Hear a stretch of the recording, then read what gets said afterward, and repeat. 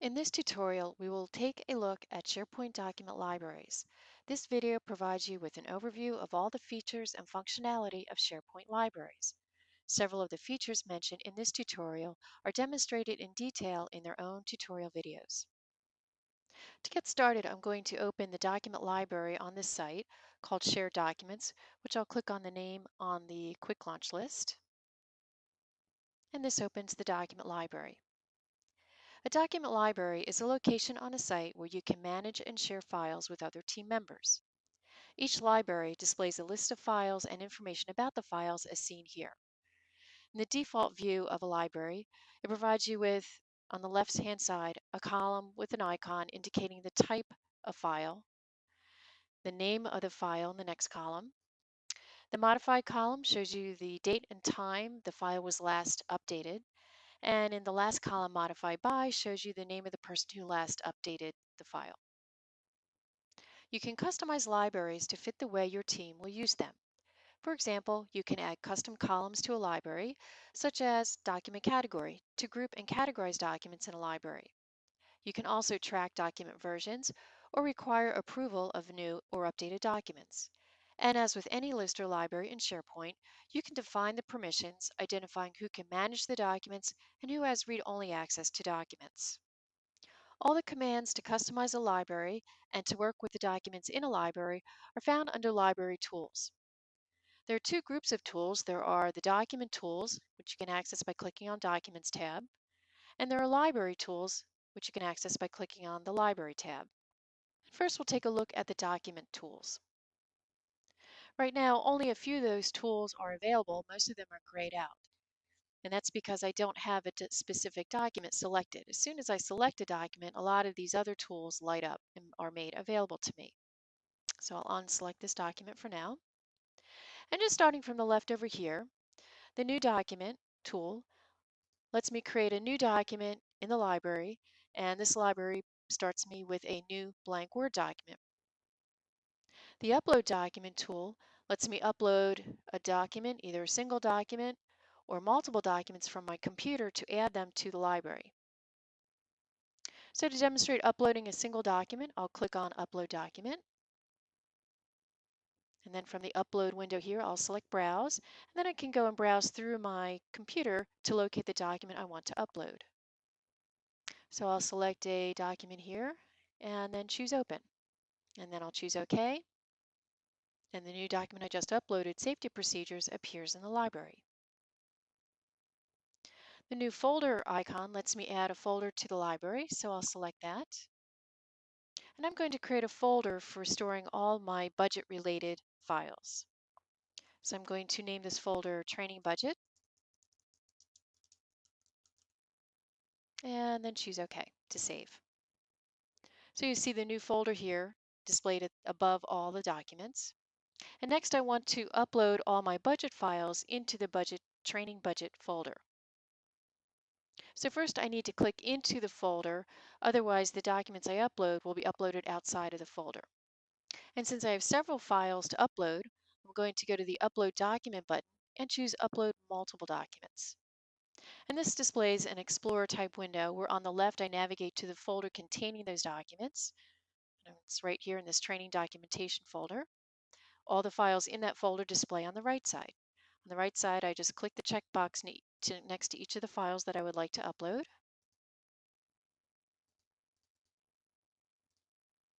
And then choose OK. It tells me how many files I'm about to upload. I'll choose Yes. And that returns me to the library showing me the files I've selected to upload to the Training Budget folder. Now if I want to back out of this Training Budget folder to the main Shared Documents library, I can use this button right here to navigate up one level. It shows me all the levels I've come from. I'm currently in the Training Budget folder in Shared Documents. I just click on the link for Shared Documents, and that backs me up to the main Shared Document library. The next button, Edit Document, lets me open a document for editing, but as you can see, it's grayed out. So I first need to select the file that I want to open by clicking in the left of the document icon and put a check in the checkbox. And now I can select Edit Document and then choose OK. And then the document opens in its native application, which in this case is Microsoft Word. So now I can go ahead and make whatever changes I'd like to this document. I'll just make a few minor changes here.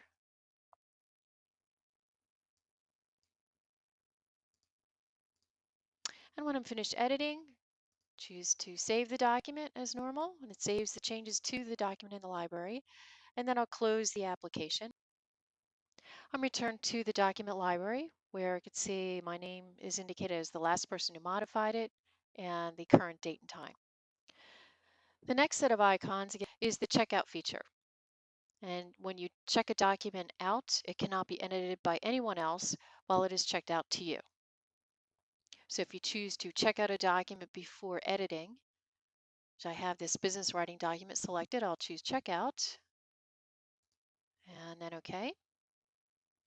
It puts a little checkout indicator next to the document icon. And I can select the document again and choose edit the document to go make changes. The document opens, I would make my necessary changes, save the changes and close the document. And it prompts me and lets me know that other users cannot see my changes while it is checked out to me. So do you want to check it in now? I'll choose yes. I can add comments about the changes I made if I'd like to, and then select OK. I'm returned to the library and the document is no longer checked out. The next two buttons are to view properties or edit properties. Document properties would be something like the file name. Again, I need to select the document in order to make these available. I click on View Properties. And the only property for this document or any documents in this library is the document name. We haven't added any custom columns like document category or document type or anything like that. But I could change the document name if I'd like to. So I can close out of here. If I did want to change the properties, instead of choosing View Properties, I would choose Edit Properties. And in this window here, I can actually change the file name. So add the word skills at the end of the file name and then choose Save. Version history allows you to view, restore, or purge previous versions of a document. For more information, see the document versioning tutorial. Document permissions allow you to change the permissions for the selected document. For detailed information, please see the SharePoint permissions tutorial. And moving along here, I also have an option here to delete a document. So it would delete the document or documents if I had several selected here, and click on Delete Document would delete all selected documents. The next button, Email a Link, will do just that. Send a link to the document I have selected. It creates a new email for me with a link to that specific document that I had selected. The Alert Me button lets you be notified by email of changes to the selected document. The Download a Copy button will download a copy of the document to your computer, and that document will not be linked or synchronized with the file in the library. The Send To button lets you copy a document from this library to another location on the site. And the Manage Copies button lets you keep the copy synchronized with the original document. I'll also point out that each document has its own menu. The options found in this menu can also be found in the ribbon up above. Next, we'll take a look at the library tools. And these tools let you manage or customize the overall functioning of the library. In this video, we'll take a look at a few of the basic tools, and some of the other tools are detailed in separate videos. The first two buttons, Standard View and Datasheet View, let you choose between two different ways to work with the documents in the library. The default view that you initially see is Standard View, what we're looking at now. If I select Datasheet View, it displays the documents in a spreadsheet format. And this can be helpful if you want to bulk edit properties of several of the documents quickly. So for now, I'll return to the Standard View. The Create a View button is used to create a custom view of how the documents are displayed, such as a filtered view to only display documents that have been changed in the last 30 days. See the tutorial Creating Custom Views for detailed instructions. Modify a view lets you modify the current view that you're working with.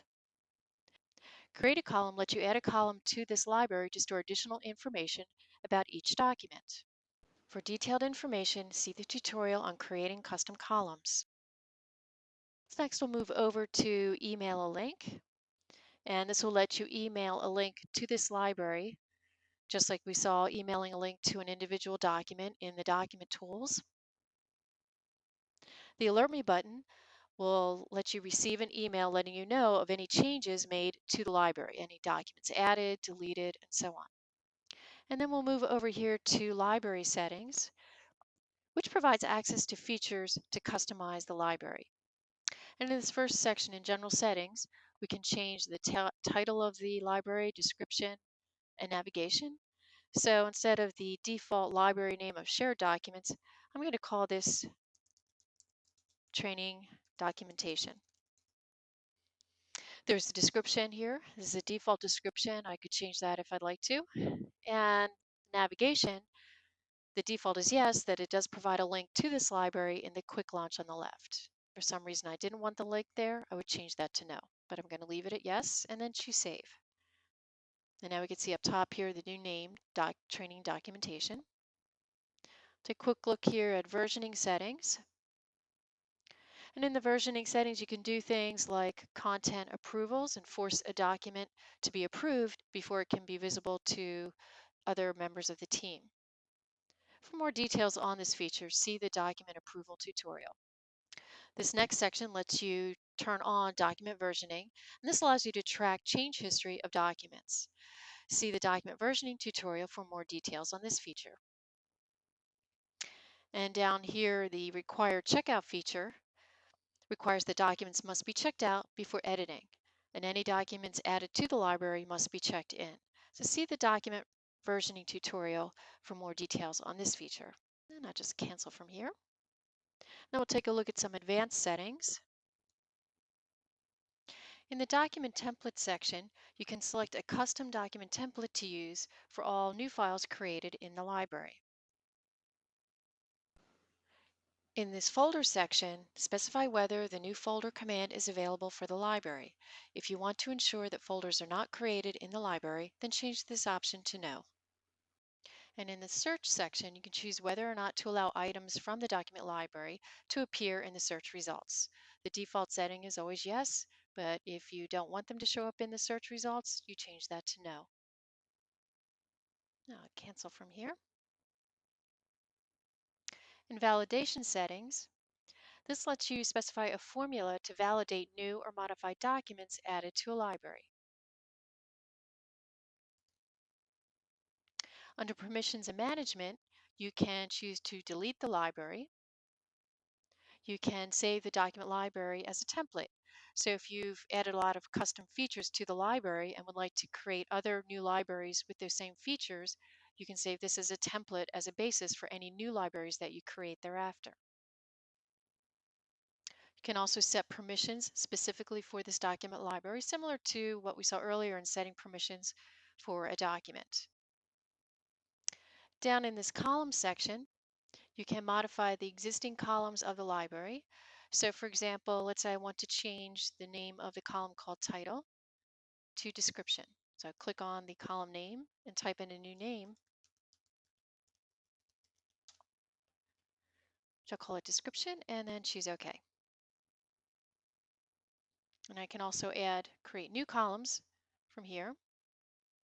And in the section at the bottom, I can modify or create new views of the library. A view of a document library allows you to see a particular selection of documents or to see the documents sorted in a particular order. For more details, see the Working with Views tutorial.